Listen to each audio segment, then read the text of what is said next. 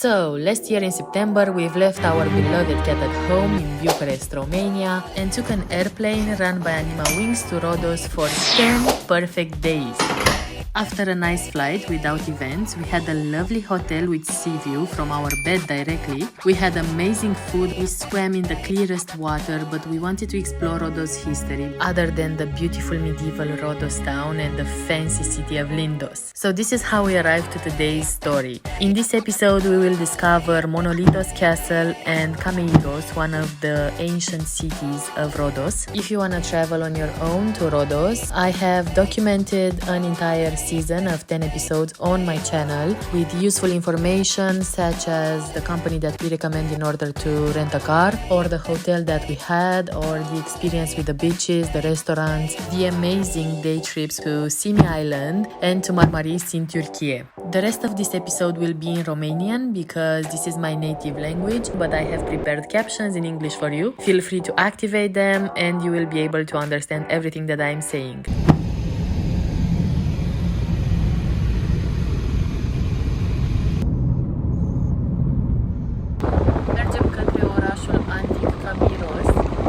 Am ajuns în Kameiros în sub o oră din orașul Rhodos, cu tot cu pauza de cafea obligatorie.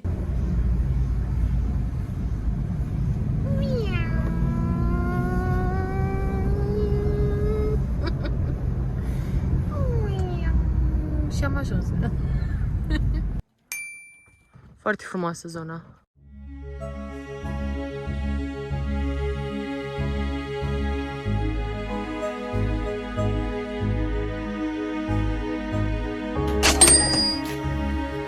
Kameiros, împreună cu Lindos și Alisos, în antichitate, cu mult timp înainte de vremea cavalerilor, reprezentau cele trei orașe principale de pe insula Rhodos. Față de fratele său Lindos, pentru că este localizat în partea de nord-vest a insulei, adică în celălalt sens față de faimoasele plaje cu nisip, am simțit ca și cum am vizitat situl doar noi. Nu era aproape nimeni, deși orașele Lindos și Rhodos erau pline de turiști la vremea respectivă. Orașul a fost fondat prin secolul al VII-lea înainte de Hristos de către dorieni, așa ca o mică paranteză, dorienii erau grecii aceia duri și neînfricați, care purtau sulițe, pieptul gol în timp ce răpuneau inamicul. Orașul a înflorit rapid datorită poziției sale strategice și a solului fertil. A devenit un adevărat centru agricol cunoscut pentru producția de vin și ulei de măsline.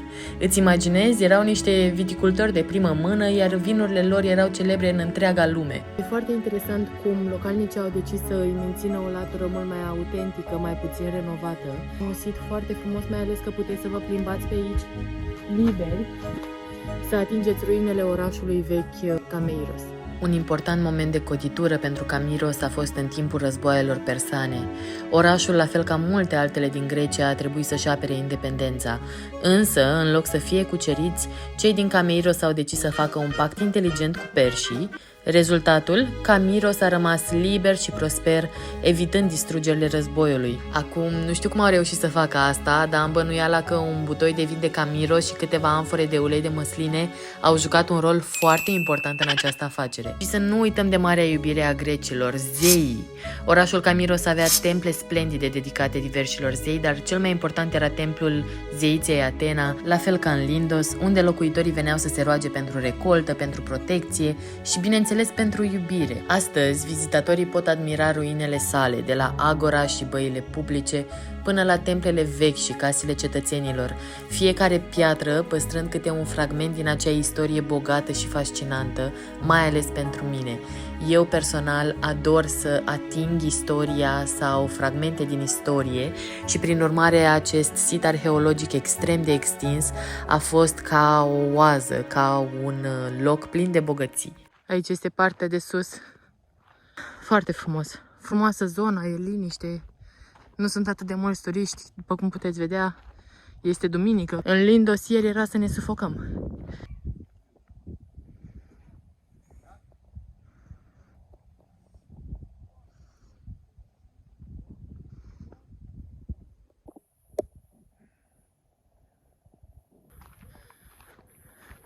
Și vreau să vă arăt ceea ce eu cred că sunt rămășițele unei case antice. Eu cred, da? Deci este exclusiv părerea mea. Intrau pe aici. Aici, probabil era spre balcon. Da. și aici către bucătărie. Oh, ce-ai gătit astăzi? O capră, da. Și continuăm. Mâncăm capra.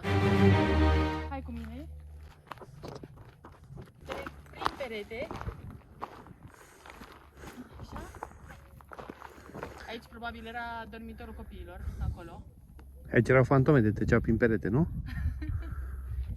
Și aici mă duc pe terasă. Hai și tu cu mine pe terasă. Hai că eu nu pot trece prin perete. Și aici e terasa. Panorama așa. Și care e living-ul? Asta. Aici e living-ul. Acolo cred că era dormitorul și camera copiilor. Și un hol așa frumos. Și aici stătea liniștit dorinianul nostru după ce muncise. TV-ul era aici, nu? În partea asta. TV-ul. Canapeaua acolo. Avea mobilul de la Ikea. Bun, și deci noi am plecat în această dimineață de aici.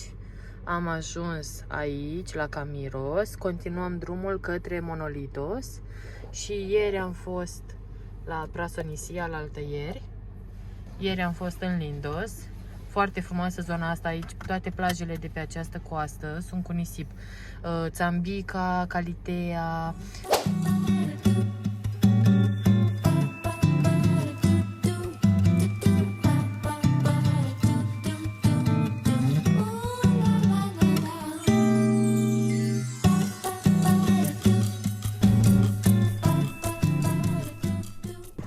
Mi-e frică să ies din mașină.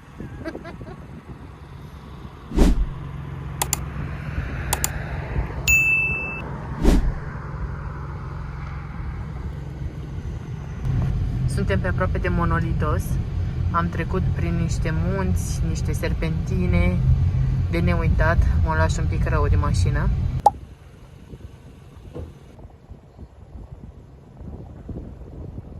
Începem urcarea către castelul Monolitos.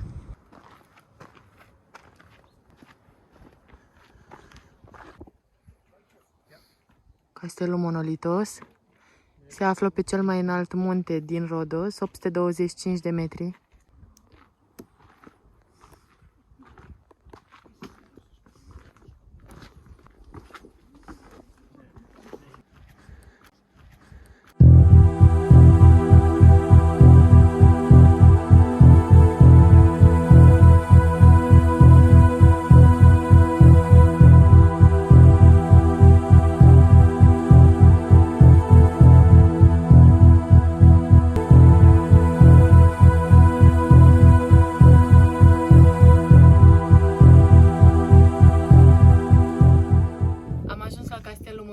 Chiar și în șlapi.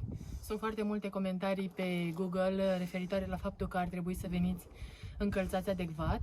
Mă așteptam la ceva mult mai rău, într-adevăr, pentru că urcarea de la punctul de la parcare este, să zic, 5-10 minute și sunt scări. Într-adevăr alunecoase, dar dacă mergeți încet, puteți să ajungeți fără probleme. Eu nu sunt foarte bună cu stabilitatea, ați văzut, eu cad pe la obiective turistice, dar aici chiar nu mi s-a părut periculos. Suntem și la coborâre, cum este. Castelul este superb. N-am plătit nimic, nu? Nu. Nu mi-am dat seama. Este pe vârful munților, superb. Foarte frumos loc.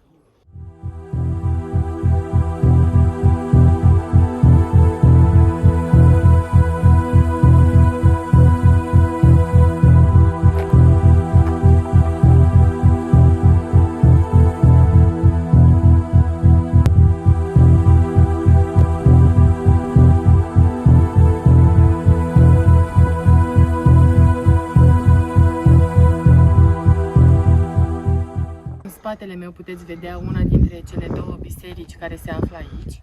Una este dedicată Sfântului Gheorghe și cealaltă, pregătiți-vă, Sfântului Pantelimon.